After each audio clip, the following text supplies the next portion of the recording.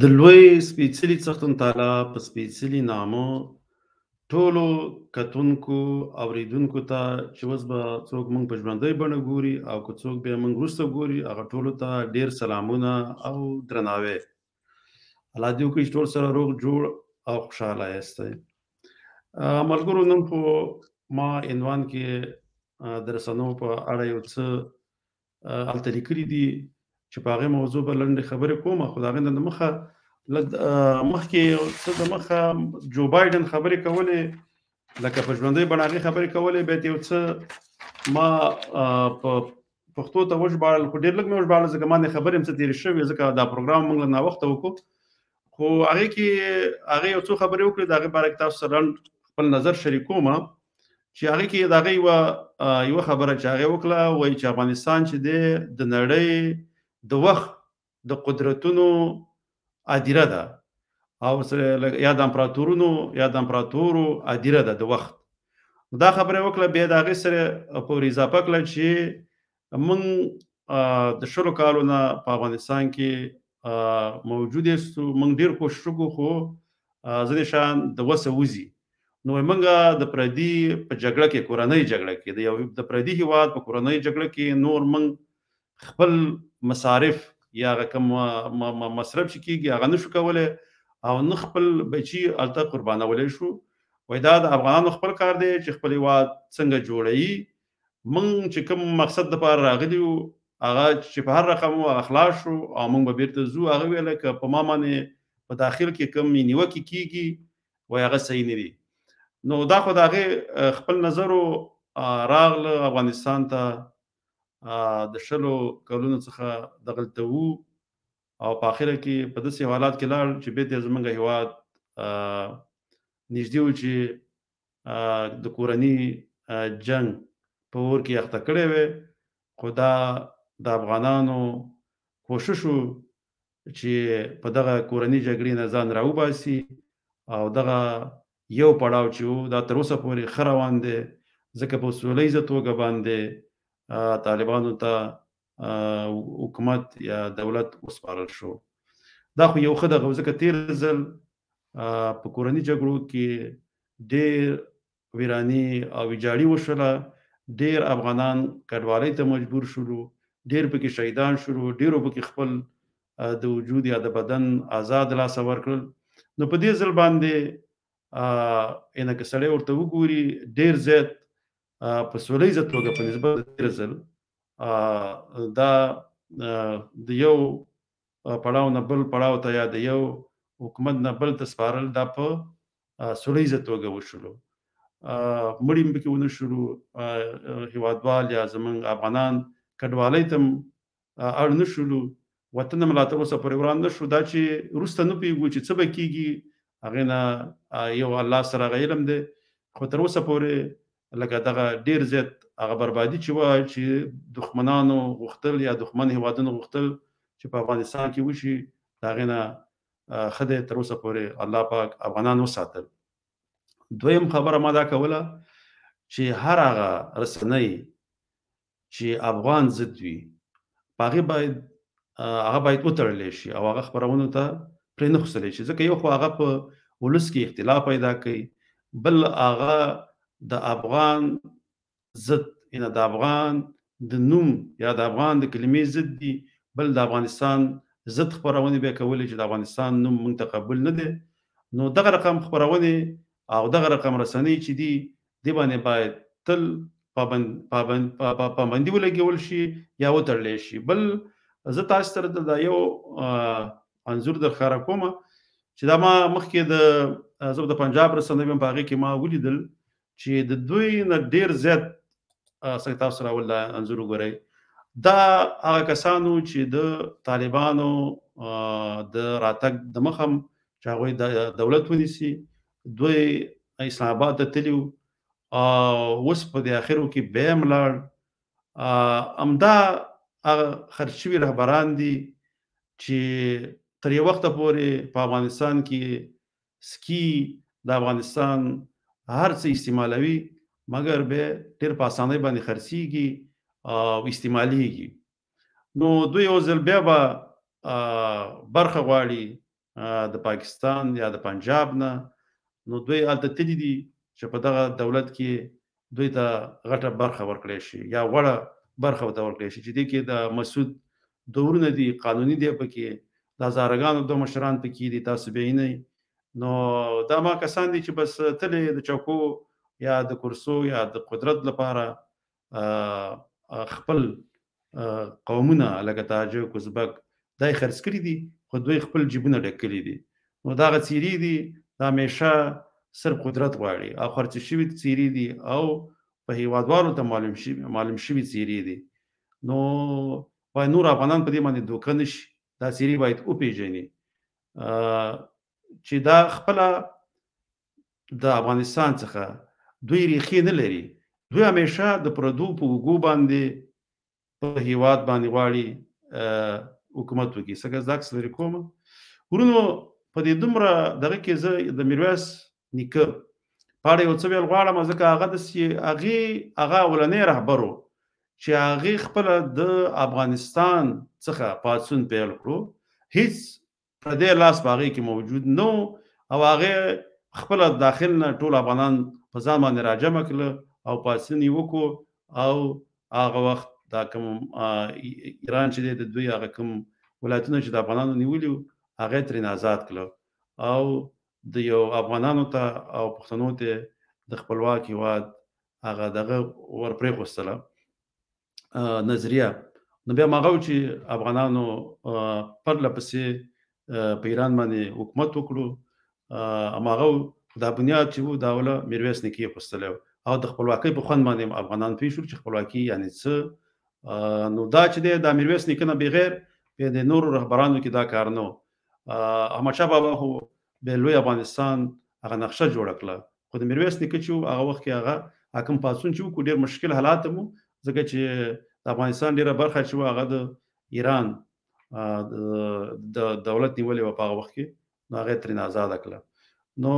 ما خو خبرې وکړې، دا راسا صاحب ما سره په سټوډیو کې دا به یو څه خبرې وکړي، بیا زه لنډې بېرته نور یو څه خبرې کوم نو بیا به ستاسو څخه خدای پاماني واخلو. څنګه زه به اوس دا کومنټونه مخکې ما دغه کړي وو، دا کومنټونه به زه دغه مخکې کومنټونه ما ته نه ښکاره کېدل. زه به نجیب راسا صاحب زه به یو څو کومنټه ولولم بیا به وروسته تاسو ته نوبت درکړم. دې کې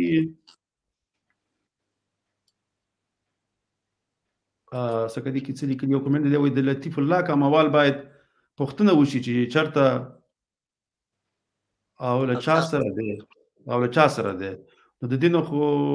دا خو ما ستا کومنټ دلته ولستو، دا باید ټولو ته ورسېږي. بل دې کې لیکلي زماني صاحب سلام علیکم تاسو ته او ستاسو لیدونکو ته نړۍ مننه وروره. عبدالمنان دی احمدي ورور دی.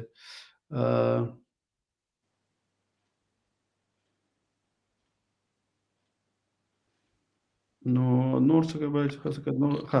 نور بیا داسې لا اوس خاص کومنټ نشته، څرګندونې نشته دی. راسا صاحب تاسې خپله تبصره شروع کړئ، بیا که څه وو هغه به ستاسو سره شریک.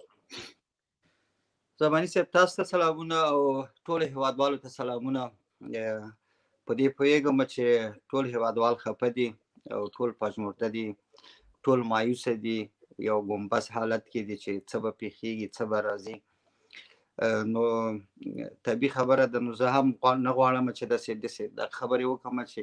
غواړم چې یو څو خبرې وکړم چې دا د دوستانو مورال باندې یو څه مثبت تاثیر ولري. دوستانو اول خو تاسو ته زه وایم چې نننی افغانستان چې دی دا چې زه ګورم دغه نوی نسل چې را ژوندی شوی دی، یعنې دغه تعلیم تربیه، یعنې دغه هغه افغانستان اوس نه دی چې هغه د 2002 کال کې چې افغانستان و، چې هغه وخت کې چې هیڅ شی نه و. اوس خو هر سړي سره په لاس کې تلویزیون هم شته دی او د دنیا هم یو کلي غوندې راټوله شوې ده. او دلته په دې 21مه پېړۍ کې په زور حکومتونه نه چلیږي او نه چلیدلي دي، او که هم چلیږي تر یو محدود وخته پورې او بېرته ورکېږي. نو داسې دا او بل دا د غټو سیاستونو لوبه ده چې اوس په افغانستان کې روانه ده. دوستانو دغه بعضې اوازې چې په فیسبوکونو کې کته پورته کېږي دا ډېرې مه لولئ او ډېر باندې پام هم مه کوئ او چورت ورباندې مه خرابوئ. ځکه چې نړیوال او امریکا چې کومه دغه لوبه اوس په افغانستان کې دغه سیستم روان شوی دی دې باندې هغوی پوهېږي او هغه سیستم باندې پوهېږي چې څه رقمه د خپل هدف ته ورسېږي او دغه کي نو دا ډېره غټه لوبه ده دا ډېر وخت غواړي چې د دې په ارتباط سړی تشریحات ورکړي زه د ډاکټر صاحب اشرف غني د یو افغان په صفت باندې ډېر منندوی یم چې د داسې یو کار وکړو په تاریخ د افغانستان کې چې د یو هیواد تسلیمېدل یعنی د یو چا یو نظامي او پوځ پکې هم وینې نه شوله او خدای ناخواسته هغې کولی شو چې مقاومت مو کې اردو تقویه کې بهرنیانو مو سره کومک کوو نو که داسې یو حالت راغلی وی هر روزمره به ځوانان وژل کېدلې روزمره به دښمنیان زیاتېدلې ځکه چې که یو طرف ته یو نفر ولګېږي طبیعي خبره ده چې هغه بلې غچ اخلي نو دغه پروسه به روانه وي او دا جنګ به زموږ به خدای خبر چې کوم ځای ته رسېدلی وي نو خوشبختانه دا ډېر د خوشحالۍ خبره ده دوستانو او دا موږ چې اوس دغه میډیا ګورو هغه افغانان چې پخوا هغه اوس نه دي اوس خلک رایښ شوي دي اوس خلک خپل حق غواړي هر سړی د دې دغه دی چې داسې یو ازادي غواړي چې هغې کې دغه انساني حقوق بشري حقوق دغه هر څه چې په 21مه پیړۍ کې اوس موږ او تاسې د یو انسان ضرورت یعنې دغه ټول دغه باید په یو ټولنه کې صحیح خبره ده چې هغه سنتي ټولنه چې هغه د کلتور عنعناتو په خاطر باندې هغه بعضې مسایل باید سړی په نظر کې ونیسي او بل دوستانو تاسې افغانستان چې دی دا اوس په دغه په افغانستان کې ډېر نظامونه تللي دي راغلي دي دا یو نظام هم داسې دوامداره نه پاتې کېږي افغانستان تقریبا په دې 15000 کلن تاریخ کې ډېر سختۍ تیرې کړې دي افغانستان یو داسې یو ملک په منطقه کې پاتې شوی دی چې با تمدن ملک او کلتوري لرو فرهنګ لرو په افغانستان کې علم او غزني زمونږ وګورئ یو ښار دی چې د اوسه پورې همداسې بامیان وګورئ همداسې بلخ وګورئ همداسې هرات وګورئ نو دا داسې زمونږ یو داسې یو ملک دی چې دا یو تمدن لري یو تاریخ لري نو دا داسې یو د څو ورځو په خاطر باندې څوک زمونږ نه دا شیان نشي اخیستلی او بیا خصوصا په اوسني وخت چې افغانان ماشاءالله رایښ شوي دي د خپل حق او د خپل حقوقونه د خپل فرهنګ د خپل کلتور د خپل ملي عنعناتو نه دفاع کوي دلته دا زما شاته بیرغ پروت دی دوستانو دا زما زړه دی دا زما ایمان دی دا زما ځان دی ځکه چې دا زما هویت ماته ښیي الحمدلله کلمه پکې شته دی بسم الله پکې شته دی منبر پکې شته دی محراب پکې شته دی دغه هر څه زموږ په اسلامي اصولو برابر بیرغ دی دغه نور بیرغونه چې دغه حزبونه دي کته پورته کېږي صحیح خبره ده چې په قدرت راځي خپل بیرغ دی ولګوي ولی ملي بیرغ چې دی دا ملي بیرغ دی دا د یو چا پورې یو ګروپ پورې یو د وخت زمان دی یو قومندان یو بل چا پورې دا هیڅ تړلی نه دی دا یو ملي بیرغ دی دا زموږ یو ملي هویت دی چې موږ خلکو موږ جهان ته ښیي چې دا زموږ یو سمبول دی نو په هیڅ صورت کې موږ د دې طرفدار نه یو چې بیرغ تبدیل شي یا په ملي بیرغ باندې ځکه د ملي بیرغ تبدیلېدل دی د یو انسان هویت ورکېدل دي او به خصوصا هغه دولت چې تر اوسه پورې دوستانو یو بل د خبره د سره شریکوم یعنی په جهاني په سیستم دغه باندې په هغه سیاسي دغه باندې یو رئیس جمهور چې کله استعفا نه ورکوي او هغه مجبوري کې چې یو ملک پرېږدي نو دا داسې ساده خبره نه ده دوستانو دا جهان اوسیدي دا هر څه اوس دغه کېږي خو زه په دې سیاسي خبرو زه اوس ډېر بحث نه کوم چې ستاسو چرت نور هم خراب نه شي نو انشاءالله زه امیدوار یم چې ډېر ښه حالت مخې ته را روان دي انشاءالله ډېر ښه زیری به وشي د افغانستان د ترقۍ د آبادۍ د افغانستان د پرمختیا او دې کې به د ټول افغانانو حقوق به پکې خوندي انشاءالله داسې د حالت چې زه چې کومه پیشبیني لرم دوستانو داسې ونه وایو چې زه کوم ځای نه دغه لرم دا زما داسې خپل پیشبیني ده چې تاسو سره شریکوم نو انشاءالله هر څه به خدای وکړي خدای به جوړ کړي او خوشحاله په دې چې هر ورځ به موږ په فیسبوک کې اورېدل چې په پلانکي منطقه کې د دومره طالبانو وژل شول په پلانکي منطقه کې دومره عسکر وژل شول دومره خلک بې ځایه شول دومره ملکي تلفات وشول دغه بم دغلته خلک ووژل دغلته انتحاري وشو یعنی فضل د خدای دی چې دغه مرګ ژوبله نه او دغه نورې خبرې چې په ټوپک خبره نه په خولې خبرې په سیاست خبرې په منطق خبرې د حتمن ځای نیسي انشاءالله تاسې مه دغه کېږئ مایوسه کېږئ دوستانو نو انشاءالله هر څه به خدای وکړي او الله مهربانه دی او په دې افغان ملت به الله ورحمیږي نو باورا صاحب د دې په خاطر چې وخت دغه نشي زه ډېرې خبرې نه کوم نو زه ستاسو ته وخت در کوم او سړی باندې اساس یو خو د سره چې ملګرو کله چې نوې او بدلون راځي هغه د بدلون سره انسان لکه عادت نه نو تر یو وخت پورې هغه نه خوښوي لکه څنګه چې موږ وګورو چې کله شمالي ټلواله د امریکا په زور باندې په افغانستان باندې حمله وکړه او دای په وخت کې طالبان شکست وخوړ، نو هغه نوی بدلون هم په ډیرو افغانان باندې بد لګېدو. خو د وخت تېرېدلو سره بیا افغانان چې دي د هغې سره عادت شولو، عادت یې واغوستو. نو عادت چې واغوستو بیا د هماغه دولت نه دفاع هم شروع کړه، د هغې سره ودرېدل، بیا ځینې بنسټونه جوړ شولو، عسکري قوه جوړه شوله، ملي اردو جوړه شوله. نو د وخت تېرېدلو سره بیا خپل هغه سیستم خپل ځای ته راغی. داسې اوس هم دا خو دا په سوله ییز انداز باندې دا لکه دا کوم دولت چې یا زموږ حکومت چې دا په سوله ییز انداز باندې دغه انتقال شو طالبانو ته. نو دا کار ښه و چې یو مرګ ژوبله پکې ونه شوله. نو انشاءالله تعالی که دلته ښه کار وشي او ملي شخصیتونه د طالبانو سره ودرېږي او ملي لاره ورته وروښيي، نو هغې هم که په دې وتوانېږي ښه کار وکړي، بیا به یو وخت کې تاسې د هغې څخه هم همدغه شان ملستیا به هم ورسره کوئ، ملتیا به هم ورسره کوي او ملتیا به هم ورسره بیا کوو، بیا به طرفداري هم کوو. خو که چېرته ښه کارونه وکړي، اوس خو لا سرې وخت دی، معلومات نه کېږي. نو انشاءالله تعالی یو خو داسې چل دی چې موږ باید مایوسه نه شو، ځکه یو شی چې راغی اوس په دې باندې موږ پوهېږو چې دا شی په خپلو سترګو وینو او بیا یې نه منو، نو دا خو بیا هغه د انسان هغه لکه موږ به چې ګلمرجان باندې ګلمرجان چې به ویل چې نه یې منم، بیا هغه حساب ته سړی ځي، ځکه چې یو شی ویني او ګوري چې دباندې راځي، نو بیا په دې پوه شه بیا که ته یې منې که نه یې منې، لکه هغه به ستا نه خوښېږي، خو بیا هم د مجبوریت نه به هغه شی ته منې. لکه یوه ورځ باندې مخکې موږ یوه تبصره کوله، بیا یو ځوان پکې دا ویلی چې تاسې چا ته کمپین مه کوئ. ما ورته ویل وروره موږ کمپین نه کوو، موږ چې کوم حقیقتونه وینو ګورو، د هغې په اړه صرف خبرې کوو چې داسې دی. نور خو موږ زما اصلي هدف یا موخه چې ده هغه د پښتنو د رایښولو لپاره ده، په لر او بر کې چې کوم پښتانه اوسېږي او د یووالي لپاره ده. که چېرته طالبان په دې وتوانېږي چې یو ښه اقتصاد لپاره کار وکړي، چې په دغه ځای کې د افغانانو یو پیاوړی اقتصاد ولري، نو او دا به دوی لپاره غټه لاسته راوړنه وي. بل دا کار وکړي چې مرکزي حکومت ډېر قوي کړي چې دا منم او دې منم نه خلاص شو. بل دریم وړاندیز زموږ به دا وي چې داسې رسنۍ سمدستي وتړي چې کوم یو د افغان او د افغانستان ضد